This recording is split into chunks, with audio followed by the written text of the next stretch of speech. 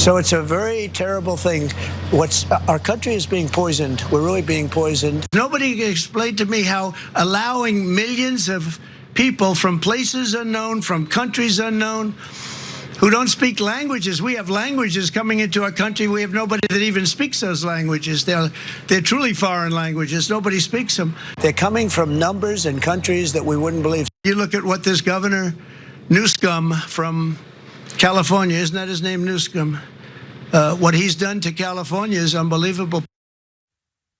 So that's a lot. From that, Donald Trump's trip to the border, we know a few things. Trump is at the border, so he's using his time there to spread demonization of migrants, some casual Nazi talking points about the blood of the nation being poisoned. We also are reminded that he is a tiny little child. He's a tiny whiny baby boy with his little nicknames for Gavin Newsom. And also his brain is still melting because migrants are coming from numbers we've never heard of. And they're coming from countries we've never heard of. Nobody has, not just him. It's not just that he's not interested in the world, doesn't know anything about the world despite having served as a president for 4 years. Nobody knows of these countries or the languages they're speaking. I personally think if there are really languages that no one in the US government speaks, maybe we should hire these migrants who speak these never before heard languages. But look, it's nonsense. His brains are leaking out of his ears.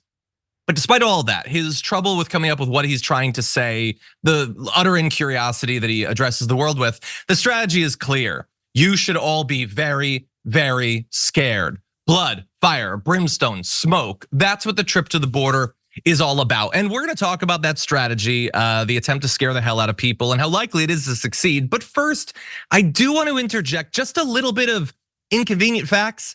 First on the migrant crime that he's always talking about.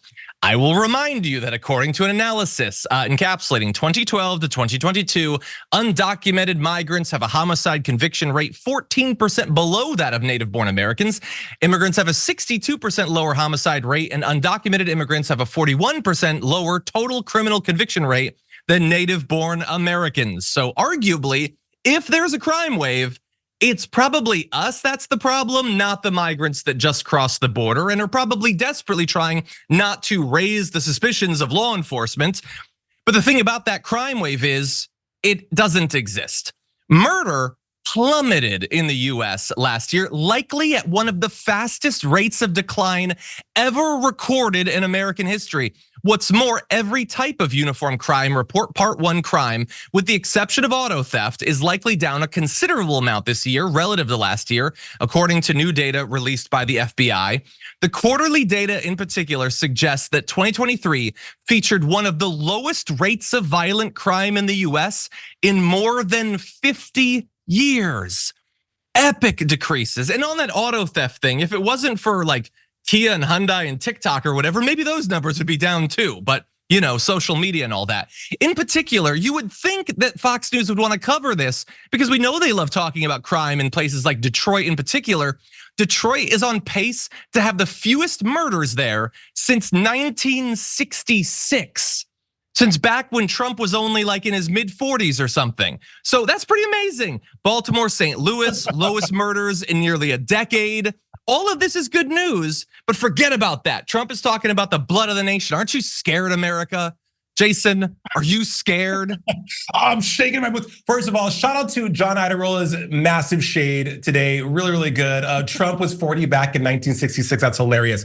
But thank you for having those stats because, right, murder is down. Awesome. And when you hear these conservative outlets talk about murder in certain cities, at least to my knowledge, it's always cities that have a high population of people of color, 1, 2. And then also, there are, getting back to migrants coming to America that might possibly pose a danger on all fronts, from bringing in diseases that don't exist here, that have never been seen, to languages that we've never heard of. What these people aren't coming from Krypton, you know what I mean? It's like they're coming from some like universe, but it's that these people are coming they're coming here for the American dream and an opportunity to have a better life. And that's and to be a part of something that Trump is always touting is the best place to be. America is a great place, right? It's a great place to be educated. It's a great place to raise a family in some spaces. I mean, not where I live, but so I think the rhetoric that Trump is spewing yet again ahead of this presidential election is not surprising. It's actually it's on par for what he did in 2016 or what he was trying to do in 2016. Guaranteed, it's not the Game of Thrones situation that's happening at the border. There's not like blood being shed everywhere and limbs everywhere and people crawling across. It's not as dire as he's making it out to seem. But you also have people, John, who are afraid to do their own research, and are afraid to use the internet, are afraid to go above and beyond what they're hearing on these conservative platforms, and they're coming to these conclusions that are not accurate. In addition to these journalists who should know that the cornerstone of journalism is being actual and factual, refuse to subscribe to that as well. Yeah. 100%. By the way, I love the point that you made about they're not coming from Krypton, because like you're joking around a little bit, but fundamentally, what this strategy, all of this about the blood of the nation and the languages we've never heard of, countries we don't know about, is all designed to stop the American people and conservatives in particular from accepting one seemingly indisputable fact, which is migrants coming across the border are a lot like you, okay? Yeah. Sure, maybe they speak a different language, maybe there's a language barrier, and maybe that's difficult sometimes. I sometimes confront that when trying to talk to some people. I know what you're thinking, but John, you did Duolingo for a while, and I know, but still.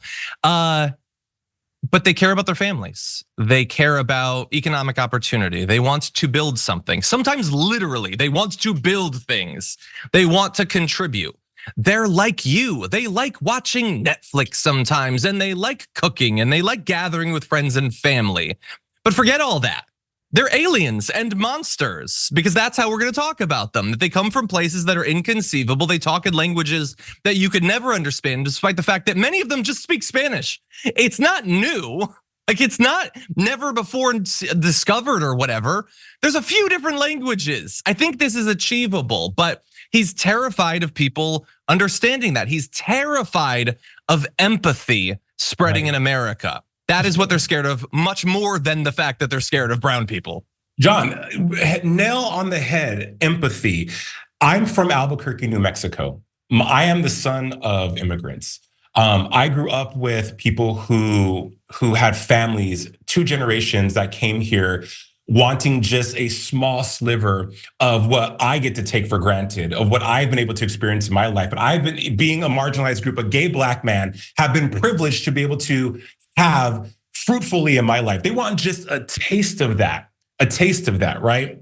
And empathy is what's so missing and needed in this situation, because I don't know how the other half lives. I can honestly say I don't know what, I can only imagine what people that are trying to escape these dire situations are going through. Yeah. And having to do that with lack of health care. Young children, maybe they're escaping abusive situations, a whole myriad of crappy experiences that humans go through. These people are just trying to have, like I said, a sliver of something good, hope. And I'm telling you, man, hope is priceless. And when you don't have it, when you've never experienced it, that's all you want. And not to get dramatic, but yeah. I can only imagine that these people are just like, are fighting essentially for their lives. And for Trump and by the way, there are American citizens who are murderers. There are American citizens, there are people in our country who have gone to Ivy League schools, who have done all the things to be upstanding citizens or be the beneficiaries of what they're entitled to, that are really crappy people too. That speak English, that speak a multitude of languages we know about. But yeah, why are we turning a blind eye to their bad behavior and shining a light on people who haven't even been given a chance? Now, sure, there may be bad apples in the bunch. There's always bad apples in the bunch, right? Yeah. But not a whole swath of people. Yep. 100%. Yeah, and what he says that Biden is responsible for any crime that happens as a result of migrant crossing the border. I would ask any conservatives who are still watching, and there's probably not many. It was Trump responsible for all the crimes committed by migrants that came across the border during his term? You'd never believe that for a single second. And I'll bear in mind, you might say, well, yeah, but he tried and Biden didn't try. What are you talking about? Biden had a bill ready to go. The Republicans killed it.